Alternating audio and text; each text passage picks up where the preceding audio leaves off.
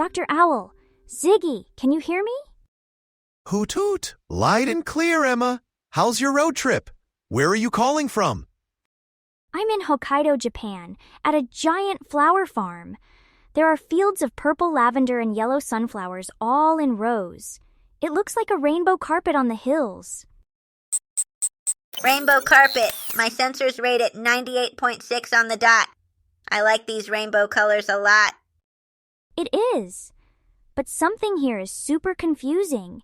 In Japan, all the cars drive on the left side of the road.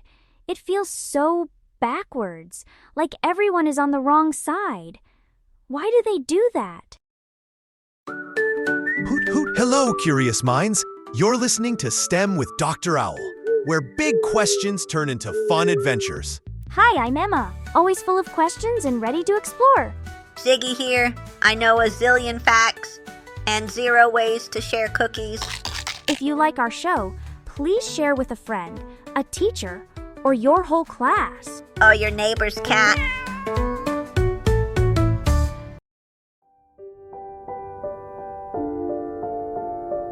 Hoot hoot! And we're back. For those of you just joining us, we've received a very curious call from our explorer Emma, who is on an adventure in Japan. Emma, you were just asking about the cars there. Affirmative. Query received. Warning. Illogical traffic pattern detected. Perhaps the Earth's magnetic field is different in Japan, pulling the cars to the left. Or maybe the steering wheels are heavier on one side.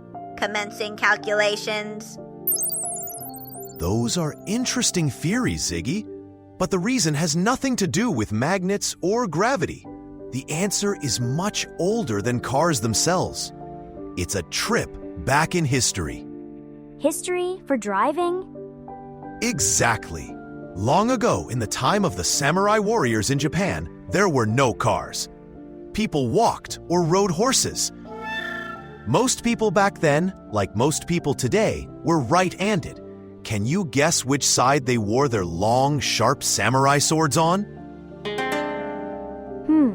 If you're right-handed, you'd want to draw and grab your sword with your right hand, so you'd wear it on your left side. Precisely. Now, imagine 2 samurai walking towards each other on a very narrow path. Since their swords are on their left hips, if they both walked on the right side of the path, what would happen? Oh, their swords would be right in the middle, between them. They would bump and clank into each other. Exactly. And bumping into a samurai's sword could be seen as a very rude challenge.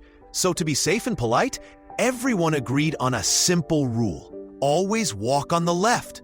That way, their swords were always on the outside of the path, safely out of the way. That's so cool. But I've seen in movies that people in Great Britain and Australia also drive on the left. Is it because they had samurai too? Hoot hoot, what a great question. They didn't have samurai, but they had something similar. Knights on horseback. The reason is almost the same. In Britain, knights also rode on the left to keep their right sword arm free. Later, when Great Britain had colonies all over the world, they brought that rule with them. That's why places like Australia and New Zealand also drive on the left. They inherited the rule from the British. Wow. So Japan's rule came from samurai swords, and Britain's rule came from knights' swords. But that makes me wonder, why did people in America decide to drive on the right? Another great history question, Emma. The reason for driving on the right in the US comes from something just as important to its history. Giant wagons pulled by teams of horses. Wagons. My database shows they are much less pointy than swords. That's true, Ziggy. In early America, teamsters drove huge wagons pulled by many horses. They didn't have a driver's seat, so the driver would often ride on the rear left horse. This let them use their whip with their right hand to guide the whole team. From that spot on the left, the only way they could see past all their horses and avoid crashing into oncoming wagons was to drive on the right side of the road. So, whether it's samurai swords, knights, or giant wagons, the most important idea is that it doesn't matter if the rule is left or right. What's important is that everyone agrees to follow the same system to stay safe. So a rule can be different, but it has to be a rule for everyone. Exactly. And believe it or not, sometimes the rules can change. Which brings me to another amazing fun fact. True or false? A whole country once switched from driving on the left to driving on the right, all in one day. Negative, that is impossible. The chaos would be bleep bloop, catastrophic. I vote false. That sounds crazy, but maybe with a lot of planning? I'm going to say true. Emma, you're right again. It's true. In 1967, the country of Sweden did exactly that. On a special day, all the traffic in the entire country stopped, carefully moved from the left side of the road to the right side, and then started driving again. My circuits are shorting out. The planning required would be astronomical. It did take a lot of planning, but it shows that with careful rules and everyone working together, even a big system can change. And a big part of that system, Emma, isn't just which side of the road you drive on. It's also where you sit in the car to do the driving. Oh yeah, I noticed that. The steering wheel is on the opposite side here than it is back home. Our car in Japan has it on the right. Right again. In countries that drive on the left, the steering wheel is on the right. In countries that drive on the right, like the United States, it's on the left.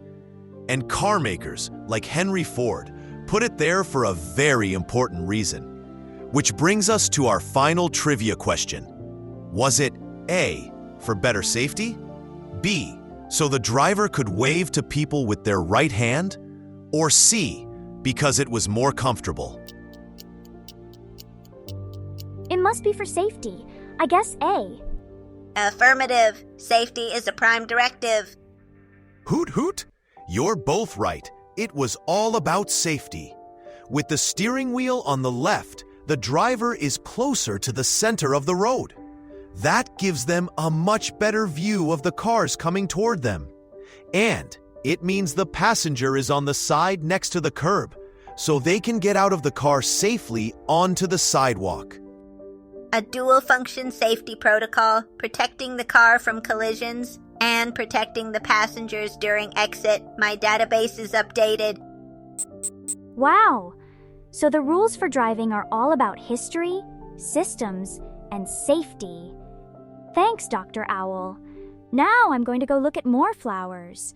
Bye! Have fun, Emma. And to all our explorers, remember that sometimes the most interesting science questions are also history questions. Keep being curious.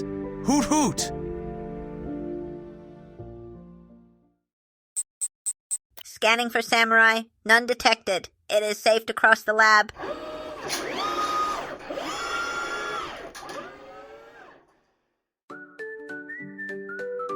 That was so much fun, Dr. Owl. I hope all our explorers had a great time too. Hoot hoot! We loved having you with us. If you don't want to miss our next adventure, follow us on your favorite podcast platform. And if you know a friend who loves exploring too, share our podcast with them. If you have a question or a topic you want to learn more about, leave us a comment. See you next time.